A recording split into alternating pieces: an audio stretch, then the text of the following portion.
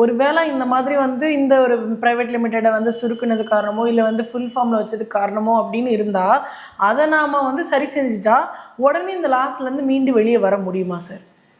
அதுதான் நான் சொல்லிட்டு இருக்கிறேன். அப்படி தான் வர வச்சு என்கிட்ட வரவங்களெல்லாம் வர வச்சு தானே கொடுத்துருக்குறேன். வர முடியுமான்னு இல்லை, வந்துடலாம், கவலையே கிடையாது. வர வச்சு தான் கொடுத்துட்டு இருக்கிறேன்.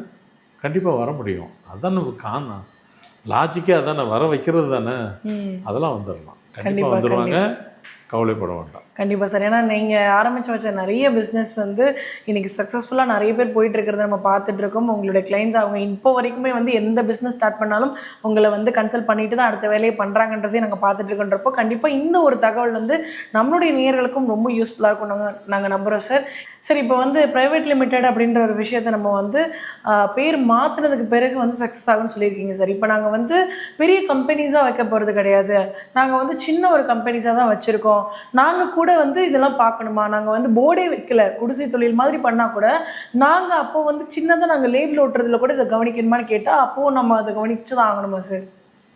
பிஸ்னஸ்லே வந்து ஃபர்ஸ்ட் ஆஃப் ஆல் வந்து ப்ரைவேட் லிமிட்டடை பொறுத்த வரைக்கும் சின்னதாக இருந்தாலும் ப்ரைவேட் லிமிடெட் வைக்க முடியாது. அது வந்து பெருசாக இருந்தால் தான் பண்ண முடியும். ஏன்னா அது பெரிய ப்ராஜெக்ட் தான் வேணும். அது மினிமமே 2 பேர் இருக்கணும் ப்ரைவேட் லிமிட்டடில். மேக்ஸிமம் எவ்வளோ பேர் வேணாலும் இருந்துக்கலாம், அது பிரச்சனையே இல்லை. சிங்கிள் பேர் தான் நாங்கள் இருக்கிறோன்னா அது ப்ரொப்ரைட்டர் கன்சர்ன் தான். நாங்கள் சின்னதாக பிஸ்னஸ் பண்ணிக்க போகிறோம் அப்படின்னா ப்ரைவேட் லிமிட்டட் நீங்கள் ஸ்டார்ட் பண்ண தேவையில்லை. நீங்கள் சிங்கிளாகவே பண்ணிக்கிங்க, ப்ரொப்ரைட்டர் கன்சர்ன்லேயே பண்ணிக்கிங்க. ப்ரைவேட் லிமிட்டட் பண்ணுறதுக்கு முன்னாடி பார்ட்னர்ஷிப் கூட பண்ணுங்கள். நாங்கள் சின்ன லெவலில் தான் பண்ண போகிறோம். இப்போ ஒன்றும் இல்லை, எப்படி சொல்ல, ஒரு இப்போ ரியல் எஸ்டேட் இருக்குது.